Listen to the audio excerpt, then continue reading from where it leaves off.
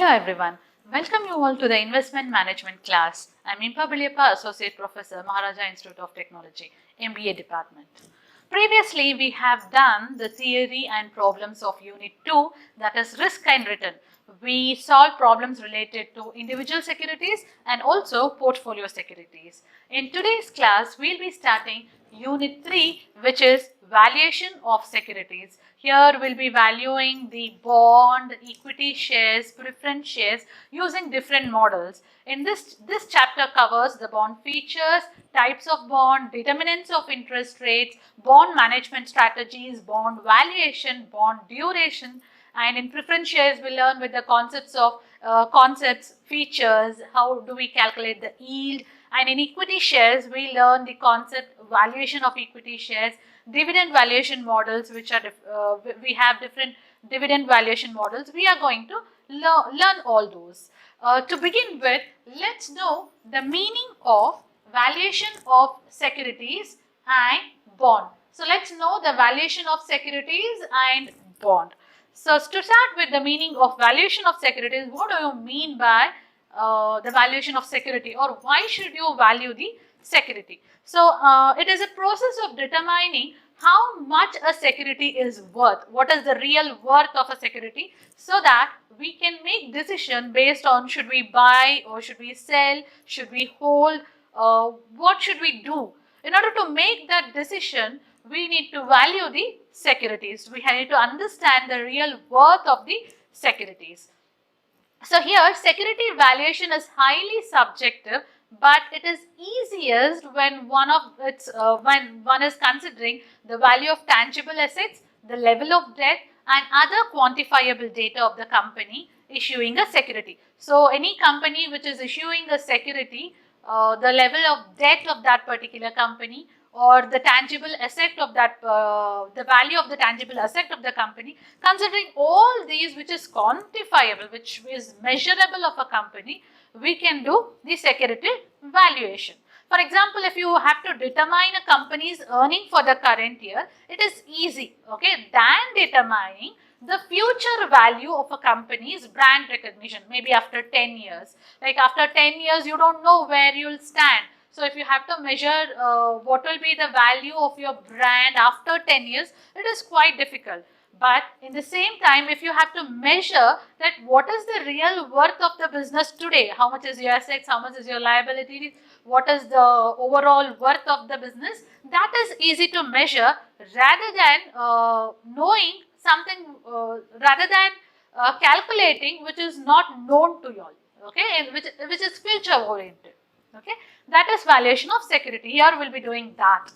Okay, security valuation is very important to decide on a portfolio of an investor. If a investor want to understand as to in which security he need to invest, how much he need to invest, whether it is worth investing, if you want to make these decisions, this scientific analysis of the right price of a share is very important. Unless you understand the valuation of security, understand the concept of valuation of security, you will not be, it is not easy for you to make this investment decision. Okay, investors always should buy when the prices are underpriced, when the shares are underpriced, okay, when the prices are less, and also they have to sell the shares when the prices are high, when it is overpriced. Okay, always that is the tendency. Normally when we buy it might be any goods, commodity, shares. When we buy, we normally buy at a lesser price. We bargain and ask them to reduce and then buy at a lesser price. In the same way, whenever we sell the shares, or whenever we sell any kind of goods, anything we do, when it's selling and whenever it is monetary incoming, we normally do it at a higher price. Okay, we normally want more price. Okay, that is how you do it. And share pricing is important in the aspect of trading. Whenever you trade with the shares and all, valuation of assets, what you do, it might be equity shares, preference shares, or bond, any valuation of the asset where you understand the values of future benefit. You are going to estimate the future benefit, what you are going to get. On the basis of that, you are going to evaluate a particular asset.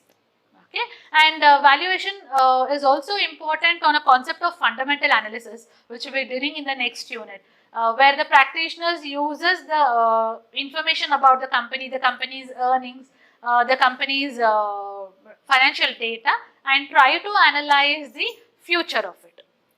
Okay, so this is related to the meaning of valuation of securities, why it is important. Okay, why should we value the security, what we are going to get, and how it is important. That is what we learnt in the meaning. Let's move on to the meaning of bond.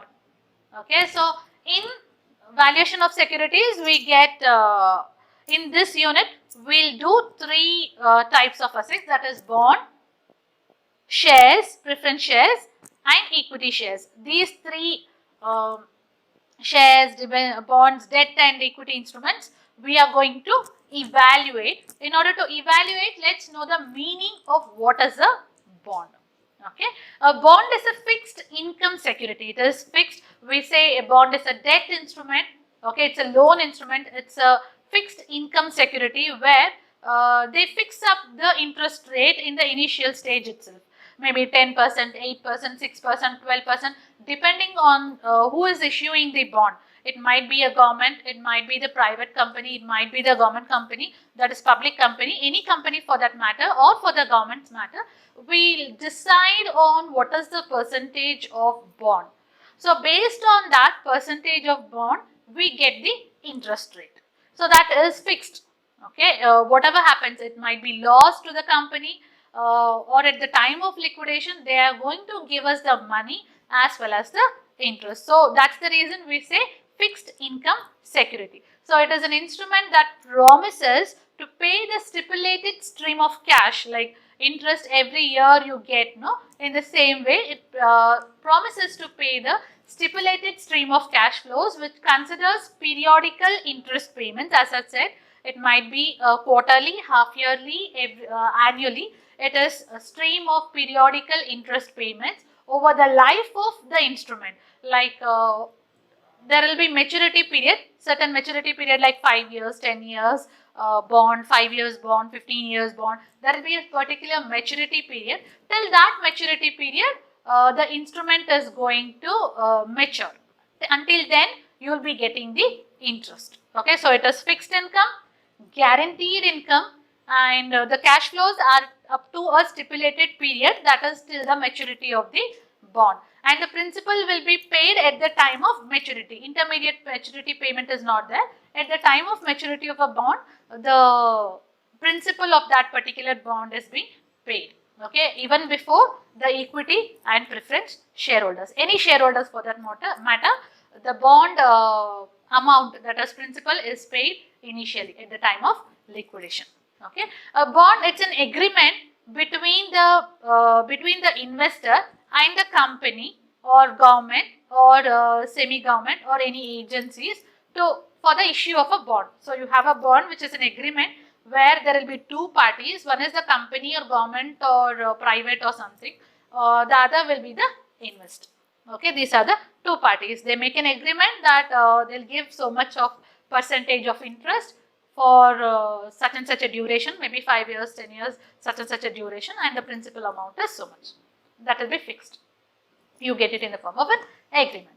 So normally the government bonds, the private and other bonds are the regular ones, but the government bonds, we call it as gilt edge securities. We call them as government securities or gilt edge securities. This is the lowest risk-free kind of bond where they generally have medium to long-term bond. They don't have short-term bonds. They generally have medium to long-term bonds, which is issued by RBI on behalf of the government of India or any kind of state government, any of the state government.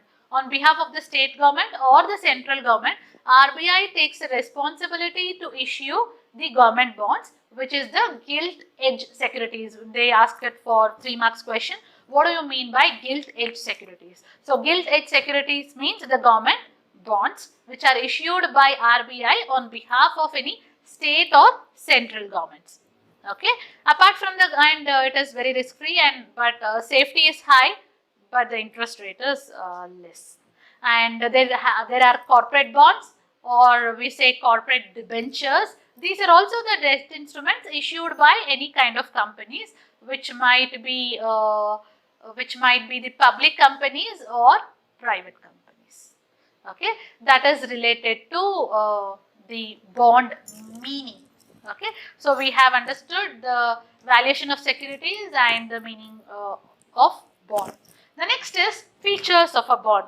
See, features, characteristics, advantage. Features and characteristics are one and the same. Features, advantages and disadvantages you should be able to write if you just know the meaning of a particular term. Here we will be discussing the features of bond. Okay, so here we will be discussing the features of bond. When we say the features of bond, we already know, we have learned certain concepts in the meaning that we can recall. The first one is, always a bond is issued at face value or par. Okay, it is always issued at face value or par. It might be corporate bonds which normally issue the value of a bond at par at rupees 1000, and this amount can be greater in the concept of government bonds. Corporate bonds, they normally fix up a price of basic 1000 rupees, but government bonds, when they issue the bonds, the bond will be more than $1,000. Okay, so interest rate, in the meaning I have told you that it has fixed interest rate. So it might be bond can pay half yearly. Okay, normally it pays half yearly and yearly.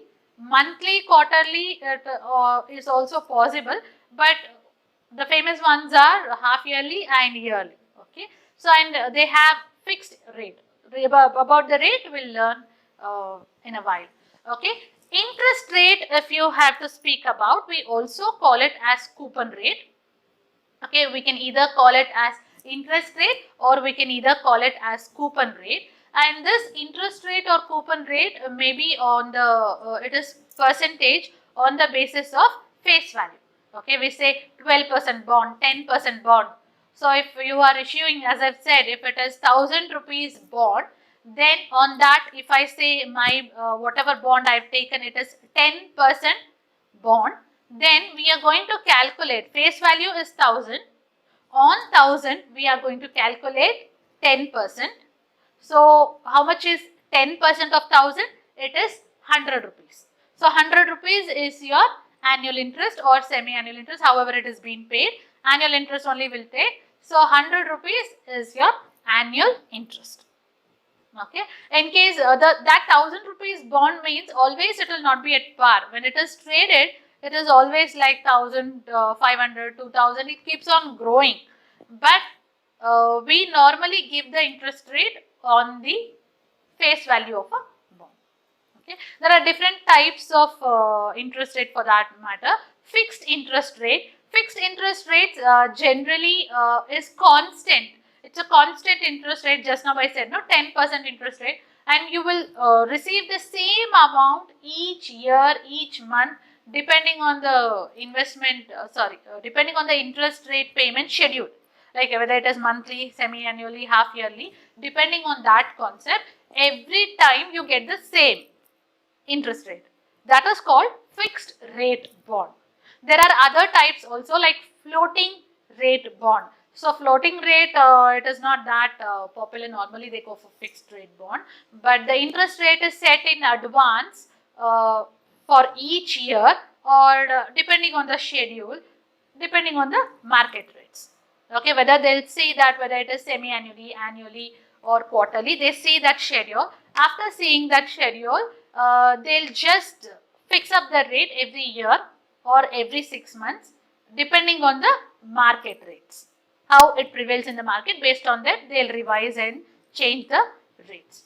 Then there is step-up bonds. Step-up bonds have yields that increase over a set period.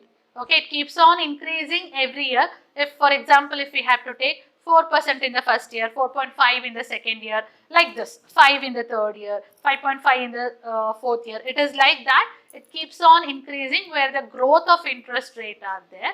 But they can also be bought back by the issuer's choice. If the company wills, okay, enough, I've paid much interest rate to the bond holders, now I want to take back the bond, then the company can revive back its bond. That is one of the option available to the company's advantage and to the issuer, to the investor's disadvantage, because whenever the company want to retrieve back the bond, the holder of the bond has to give it back to the issuer. That is a kind of disadvantage. The advantage is there is always a growth in the interest rate. Other than that, there are different other bonds like adjustment floating rate bond, where time to time based, it is tied to the market rates. As in this, the market rate changes, the bonds rate also changes. To give an example for this, treasury bills is a good example. As the treasury bill yield up to, the investors also win. If treasury bill rate increases, the investors rate, that is interest rate, will also increase, and vice versa. If it decreases, this will also come down. And there is fixed rate bond is therefore considered as safer, and floating rate bond is like yielding, but there are certain times where you get less also. These are 2 or 3 features which I have told. One is the interest rate, that is coupon rate, and another one is in coupon rate we discussed the different types, that is floating rate, fixed rate, then you have discussed the adjustment floating rate. Okay, that was related to the interest rate. Then it is the interest rate is fixed, and always the bonds will be issued at a par value, and interest rates will be calculated on the par value, or coupon rate will be calculated on the par value. So this we know. And also the maturity is also one of the feature. Maturity means they have fixed from 1 day up to 30 years long, they have the bond. Okay, there are certain bonds which are issued for 100 years, but seeing the life expectancy of people, they as of now 60 or 70 is the highest age where people are able to survive. Seeing that that is not 100 years bond is not that feasible, but there are bonds which are being issued for 100 years. 1 day to 30 days also, so 30 years you have bonds. Any bonds like 5 days, 10 days, 15 days, 50 days, or 1 year, 2 year, 3 year, 5 years, 10 years, 15 years, 25 years, any bond you can purchase year wise according to your comfort. A bond that matures after 1 year is more likely to be predictable, like you can predict what might be the prices, and it is less risky. And also the bond which matures after 20 years, they normally are more risky and you have more time. Interest rate will also, you'll enjoy the interest rate, but it's very difficult to predict what will happen. So the longer the time, the higher the interest rate. Interest rate will be high if you take it for a longer time. Even in banks you have seen, no? So longer the period of your deposit, you get higher the interest. Shorter the period, you get lower the interest. So that is related to the maturity. And one more feature to be discussed on is issuers, where the issuer stability is very important for you. Whenever you see that, whenever you purchase a bond, you should assure yourself that you're getting back your money. Okay, the company should be in a position to give back your money. Okay, seeing that the company's position, financial position, the company's management, you have to make an investment in the bond. It is a debt for them and it is an asset for us. See that your money is safe and it comes back at the right time. Okay, so company on the other hand is if it's continuously making profit, then it is guaranteed that your money is safe. But as and when it starts to make losses, you should be very careful. That means it will not yield much, okay, and your investment is at stake, and you should be very careful on the investment. And you can use the risk return trade-off to understand the concept of whether you get the return or whether your risk is increasing. Okay, that is related to issuers. Then you have rating agencies. So rating agencies, you might have heard about like Credit, CRISIL, Okay, you might have heard about these rating agencies where they give rating like A, AA, triple A, B, BB, triple B, B plus, A plus. Like this, different credit rating agencies have different ratings. This about the ratings you will learn it in your other subject, which is BFS. Okay, so these rating agencies will also rate the corporate bonds. Okay, based on the rating system, they'll rate the corporate bonds or government bonds, whether the risk is there or not. If A, you get rating A, triple A, A plus, like this rating if you get, it means the bond is very nice. The risk is less. Okay, your investment is safe. But if you get a bond with ratings of C, D, it means it is not that good. The risk is very high. There are chances of default. Or else if you're not very much particular about this rating, any blue chip companies, if they issue the bond, it is a safe investment. They have high rating by default, and the companies which are having low rating, just avoid that. Okay. The next is call features. Some of the bonds have call feature. I told you that whenever the company or the issuer would wish to take back the bonds, they can call back the bond. They can call back. At the time, the holder of the bond need to surrender it to the company back or to the issuer back. That is the call feature, callability. Okay. Next, it is secured. There are different kinds of bond like secured, unsecured, but a kind of security is there because even though the company liquidates or closes, first the payment will be made to the bond holders and then it is distributed among the equity and preference shares. So this is about the features of bond. In features of bond, you have learned the different features like about the coupon rate, about the maturity, about the issuers, about the bond is being issued by the at the fixed rate, okay, and it is also calculated on the par value. About the rating agencies, how do they rate the bond and which is better and less risk and which is not that good. Call feature, and bonds are secured. They have a certain maturity period and tangible asset attached to it sometimes. Okay, this is related to the features of bond. Let's learn the next concept, types of bonds. Okay, there are different types of bonds like straight bond, zero coupon bond, floating rate bond. Then you have bonds with options like convertible bond, callable bond, commodity linked bond. Like this, you have different options. Let's learn the different types of options. First, I'll tell you what are the different types of bond. There is straight bond, zero coupon bond, floating rate bond, bonds with convertible bond, callability bond, portable bond, then commodity linked bond, guaranteed bond, joint bond, collateral bond, and redeemable bond. These are the different types of bonds, but individually let's discuss each type of bond. The first type of bond is straight bond. I haven't put the list, but yeah.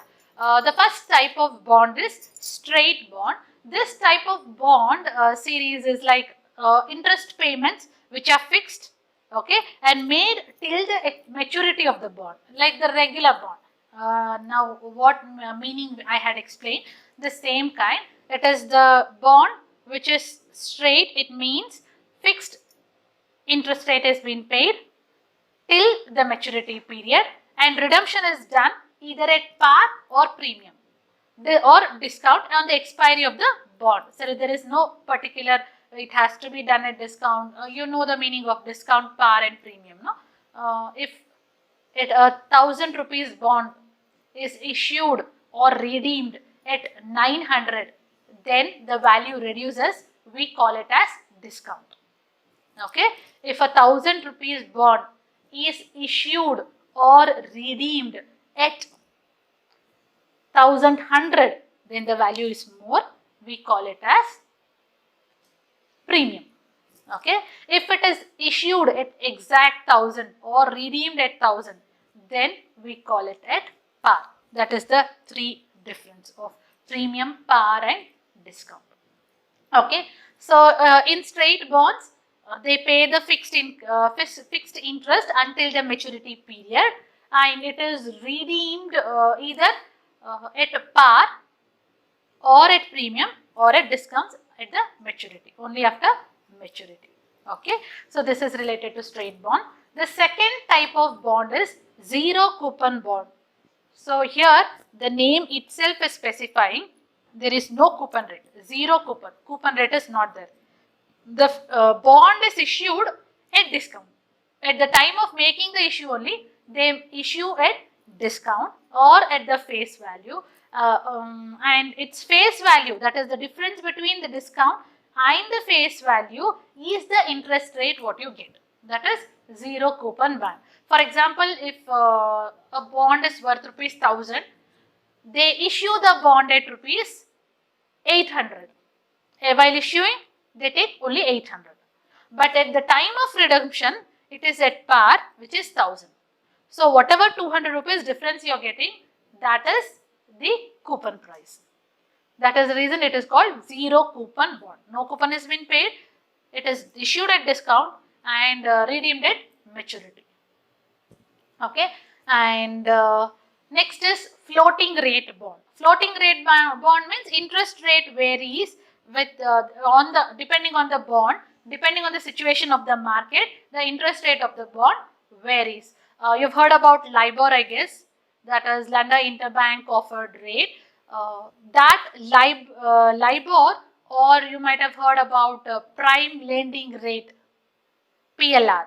These are all considered in order to set a benchmark for the floating interest rates. Depending on the market fluctuation of interest rates, that is LIBOR and PLR, depending on this, we are going to assess the interest rate for the bond. So that's the reason we call floating, not stagnant, not constant. It keeps on changing. Okay. The next type of bond is bond with embedded option. Means they have options, whether to give, whether to not give. Like this, they have options. In this, there are three types. The first one is convertible bond. Convertible bond means these bonds have an option to convert the bond into equity shares or preference shares. Convertible, the name itself is telling, easily convertible into shares. It might be equity or preference. On the date of maturity, they auction the bond and they can convert it based on their choice. If the investor wants to convert it into equity, they can convert it into equity. If the investor wants to convert it into preference, they can convert it into preference. Next is callable bond. So callable bond means, I have told you this too. Callable bond means before the maturity date, the bonds are called back, are redeemed. Okay, they have a date of auction of the company where the issuer of the bond calls back the bonds. If they have more profits and they don't want to keep so much of debt with them, then they use this callable bond option. Okay, next is portable bond. So portable bond means these are sold back to the company before its maturity date at an auction of the bondholder. So it is portable, means you can portable is normally the meaning of portable is where you carry everywhere, but here portable means where the bonds are being given back to the company before the maturity date. Okay, it is similar to callable bond. Callable, the company calls back. Portable, the investor, that is investor gives back to the bond, sold back to the bond. Okay, next is commodity linked bonds.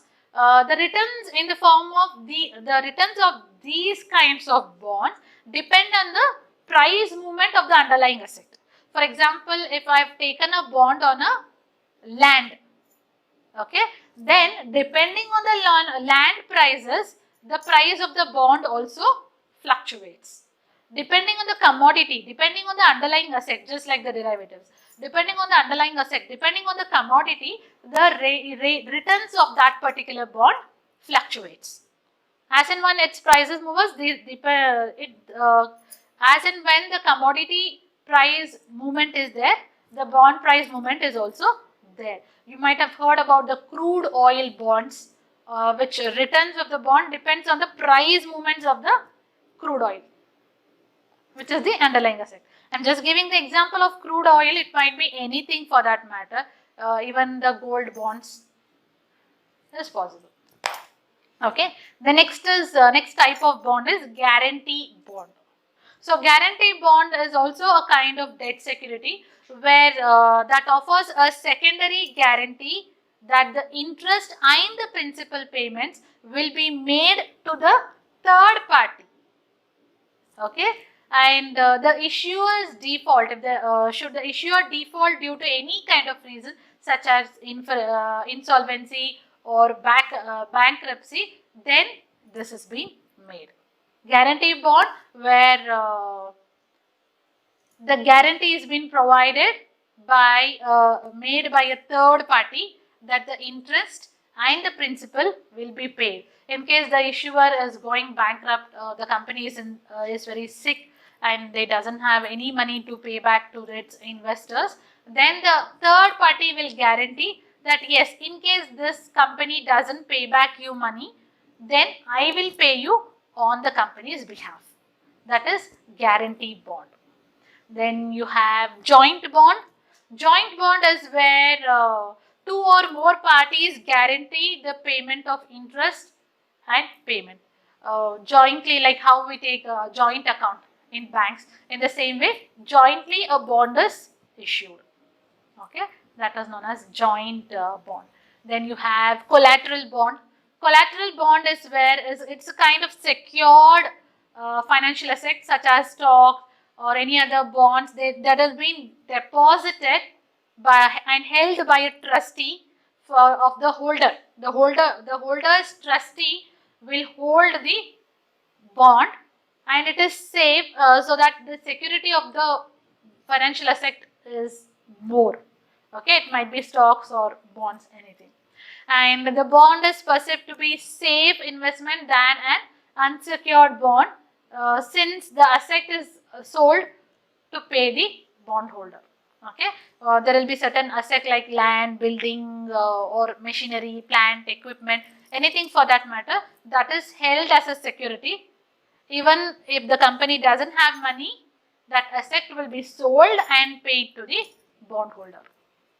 That is collateral bond. There should be some collateral security to issue the bond. Okay. Next is redeemable and irredeemable bond. Irredeemable bond is not a callable bond. Only at the time of maturity, the bond holder will get the amount. That is, they don't have this call option, refinancing or any other option like this, which prevents the bond from reaching its maturity date earlier. Okay. Whereas redeemable bond, it can be called back. It allows the issuer to retain the privilege of giving back the money and taking the bond at any point of business when they find they have profits. So that is redeemable and irredeemable option bond. Okay, these are the different types of bonds which you have learned.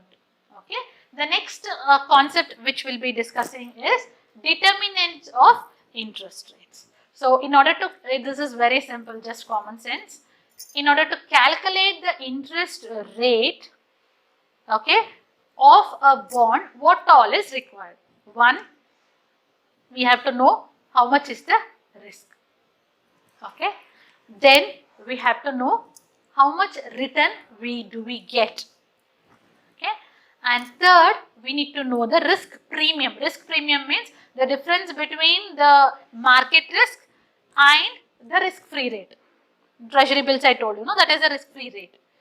And to know the market risk, the difference between the market risk and risk-free rate, we call it as risk premium. So that risk premium, ishtu additional risk tagota idivi anta tilkolladike. Okay, that risk premium we have to know, return we have to know, risk we have to know, yield we have to know, and term.